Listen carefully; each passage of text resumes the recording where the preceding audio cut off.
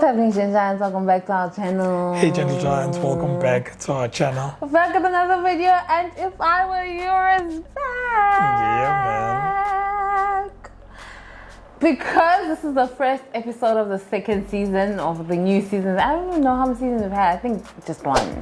Yeah. Because now we're conscious about the segment.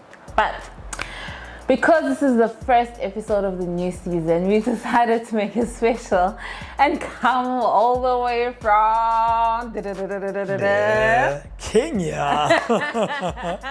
So hello to our Kenyan GGs. Yeah, man. We're really having an amazing time in your country. It's a stunning place, stunning country, and we're happy. So also celebrate. We just thought, why not have some drinks, because we're about to... Ish. I think in the previous season we didn't have any drinks when we were tackling those issues, but I think we actually need we actually need like some of the situations like we've come across and the ones we're still gonna tackle. I think a drink is important to have close by. So yeah, I think for those who don't know what If I Were You is all about, let them know, babe. So If I Were You is a segment where you send through your scenarios of whatever you're going through, and we let you know how we would handle the situation if we were you. And because we've dealt with so many scenarios and we've read so many scenarios, we're just like, hey, but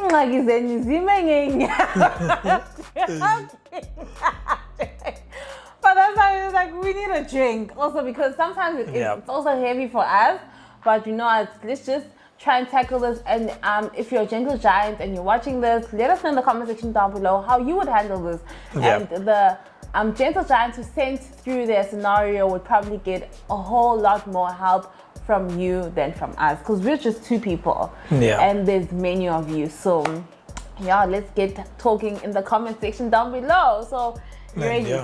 Yeah, I'm ready, babe. 2 scenarios. Are you ready? Yeah, you look pretty, by the way, Oh, babe. Like, I mean, come on. I think it must be Kenya. It has to be Kenya. It like, has to be Kenya. Yeah, my wife is looking proper. Like she's been serving while we were here. So, yeah, man. I mean, if you don't follow me on Instagram, then you wouldn't know that. But you need to follow me to see that.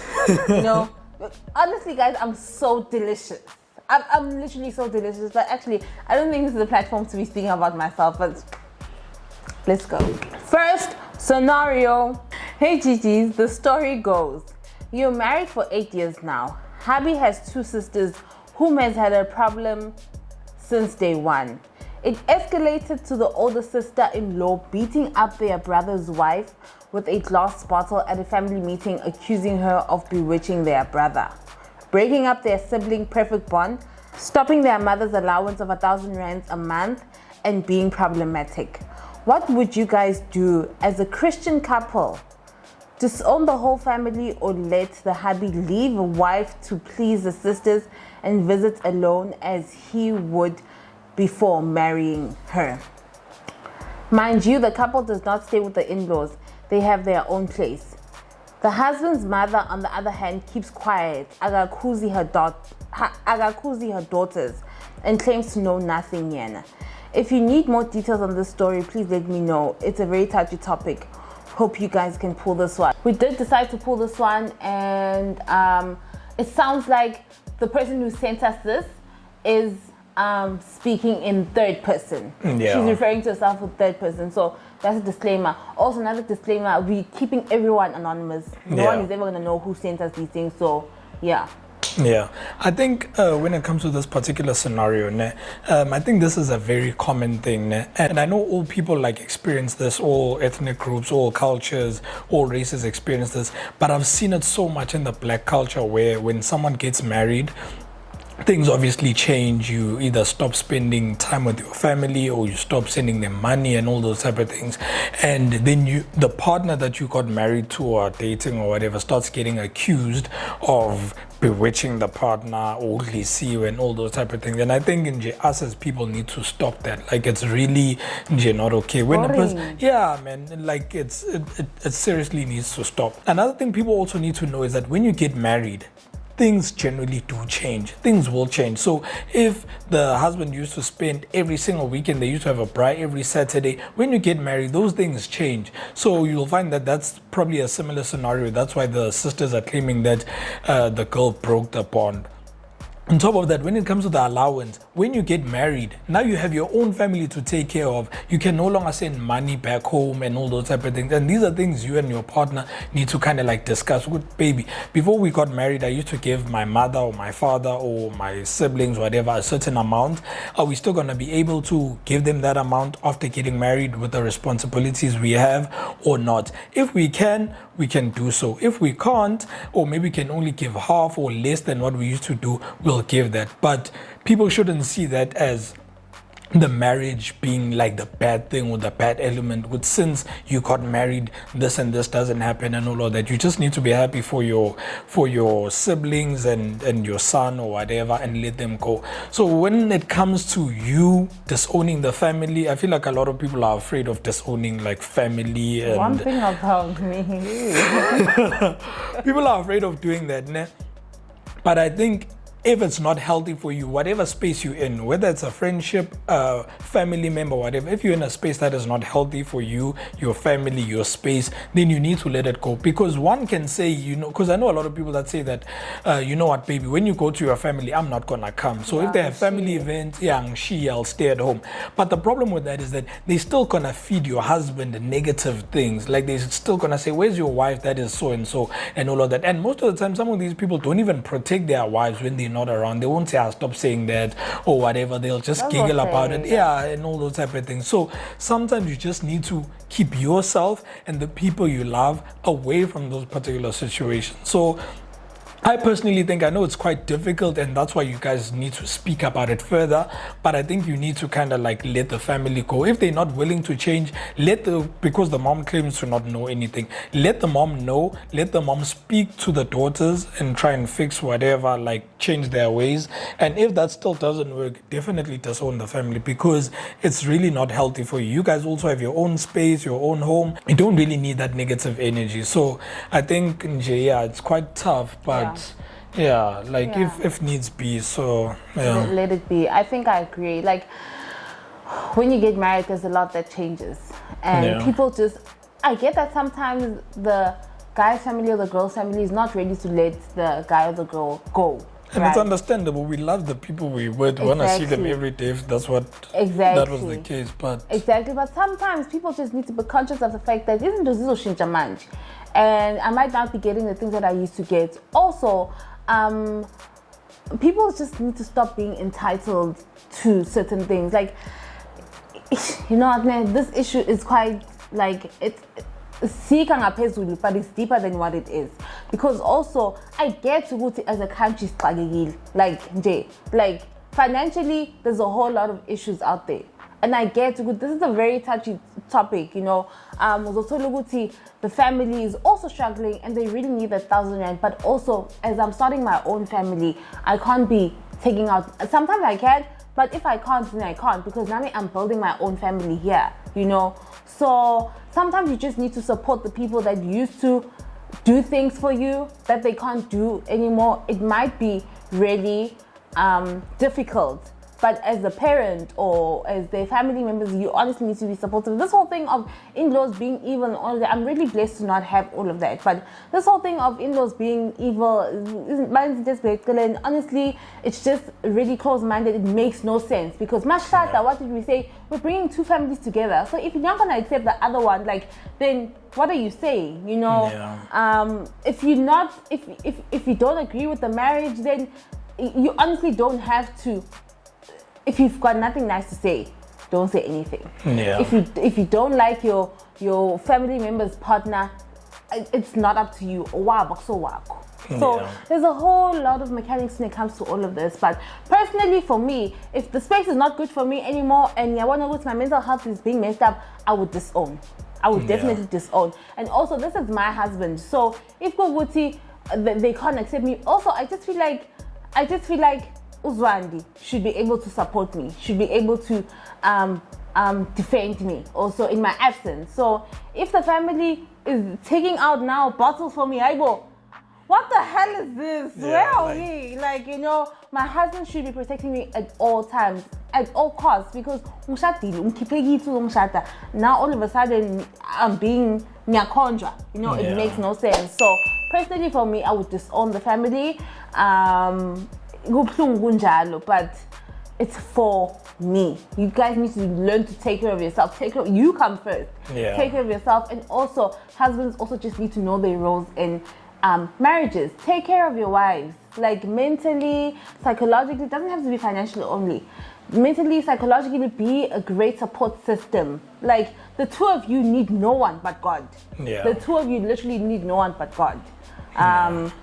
Extras like family, kumnandi, but we can do without. No need. And another thing, going back to you mentioning the fact that we're in a financial issue as a country and all those type of things.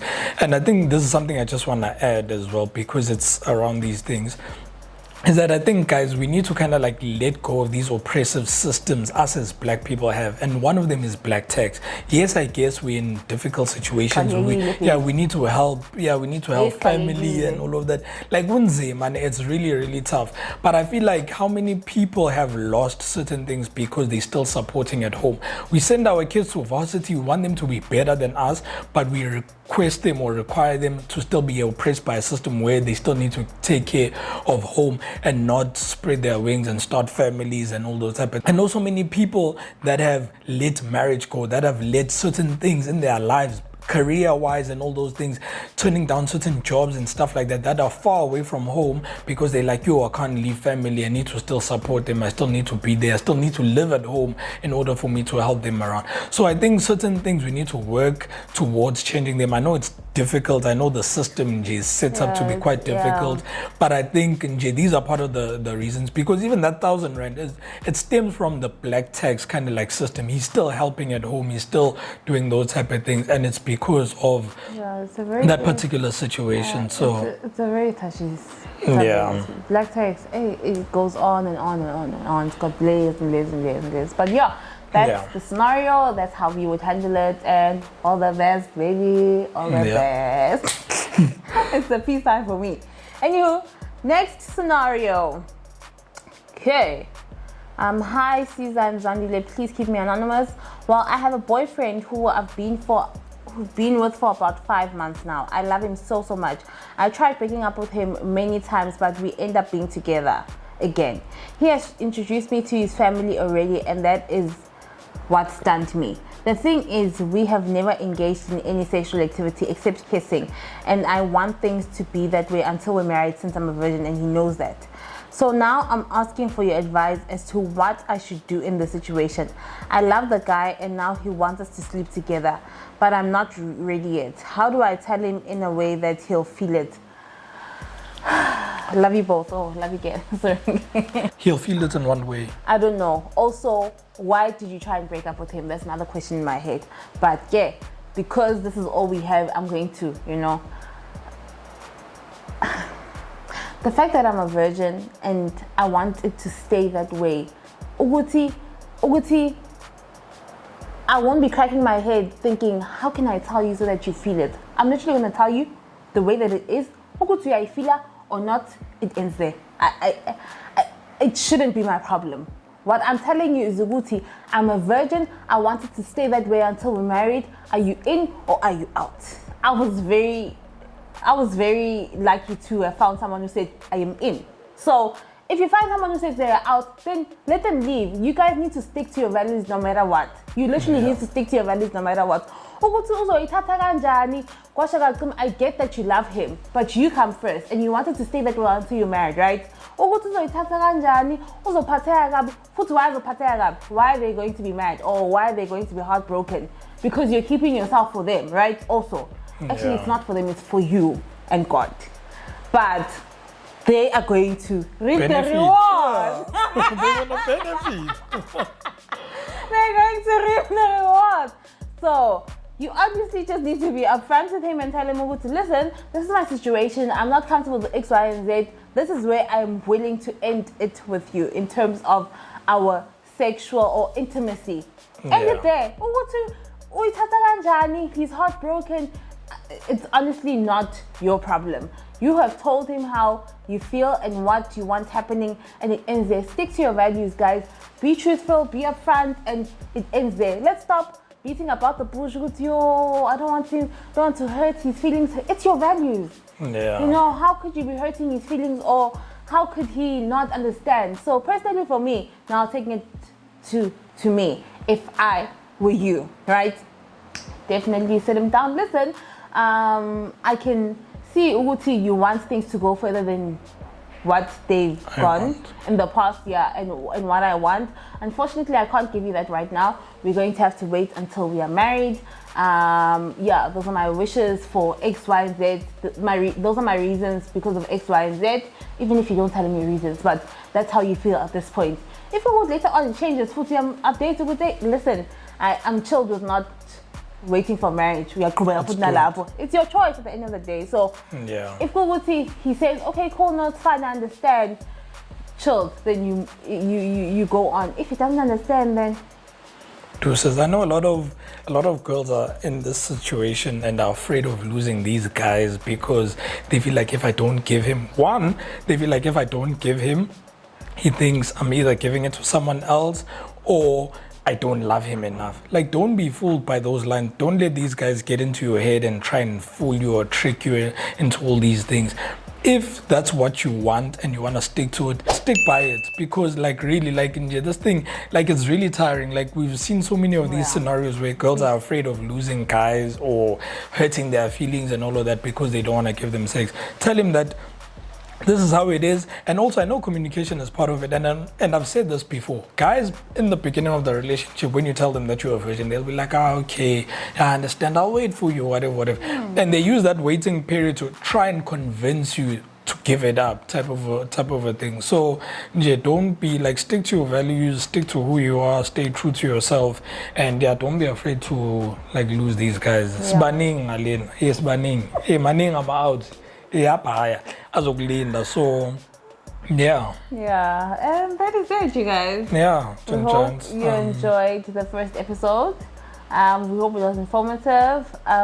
Guys, just love yourselves, man. Like, trust your guns, love yourselves, communicate, love your partners, be true to yourselves, know your values, stick to your values.